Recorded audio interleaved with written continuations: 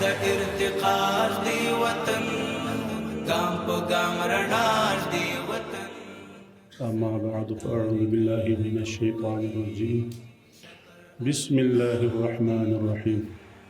لا يكلف الله نفسا إلا وسعها. صدق الله العلي العظيم. ټول راغلو مېلمنو ته خصوصا د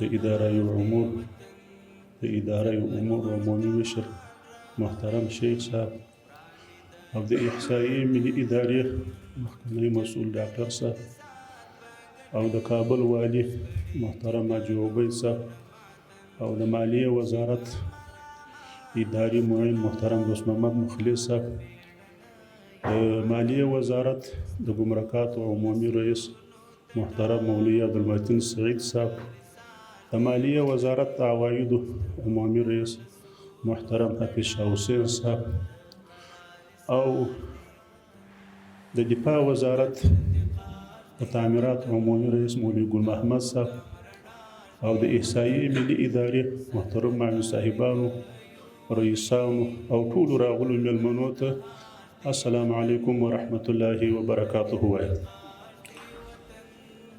محترمو،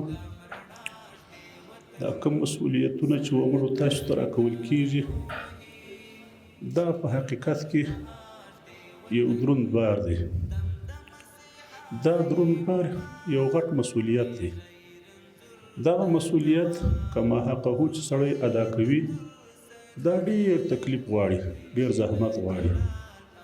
نو دا کوم مسؤلیت چې محترم شیخ امیر المؤمنین صاحب حفظه الله موږ ته راکړی دی، د ده نه ډېره مننه کوو چې ده په موږ باندې دومره باور او اعتماد وکړی او داسې یو غټه اداره چې هغه د افغانستان د ټولو خلکو پر سره کار دی او ټول خلک مراجعه ورته کوي.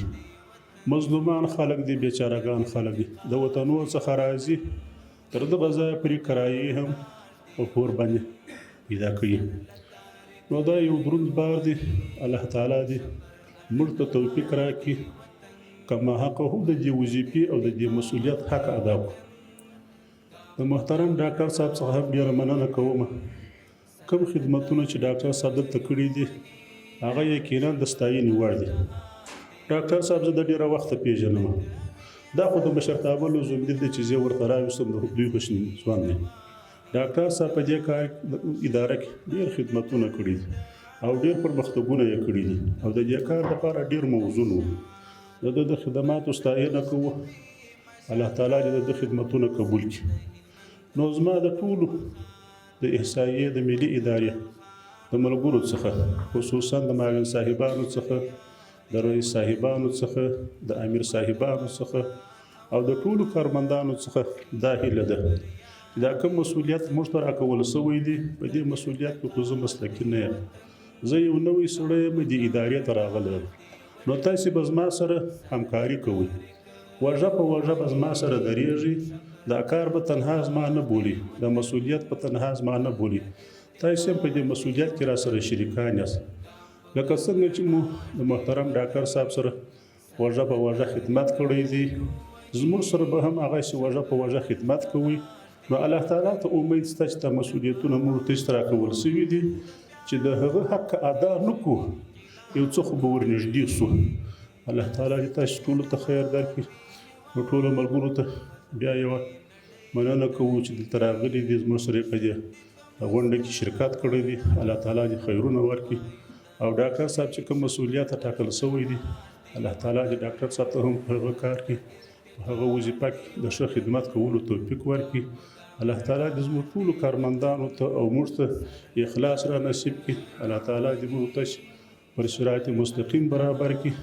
ورونو خو اوس په موږ باندې اعتماد سوی دی، مسؤلیت راکول سوی دی، د مشرانو حسن ځوان دی. نو زه مشرانو ته خصوصا شیخ امیر المؤمنین صاحب ته دا اطمینان ورکوم چې څونه وس او طاقت په ما کې وي هغه انشاءالله نه دریغوم. نور به د الله تعالی څخه غوښتنه کوو چې الله تعالی موږ ته د ښه خدمت کولو توفیق راکړي. په دا یو خبره مې زړه خوشحاله دی چې کوم مسؤل کس د مسؤلیت غوښتنه په خپله خوله باندې ونه کړي او د مشرانو د خوا څخه د عمراو د خوا څخه وروسپارل شي الله تعالی بیا کومک ورسره کوي نو د مشرانو حسن ژوند دی د الله تعالی کومک ته امیدوار وي الله تعالی دې موږ ته توفیق راکړي چې دا مسؤلیت ادا کو په ښه طریقه باندې ادا کو نور نو ستاسو وخت هم نه نیسم السلام علیکم ورحمت الله وبرکاته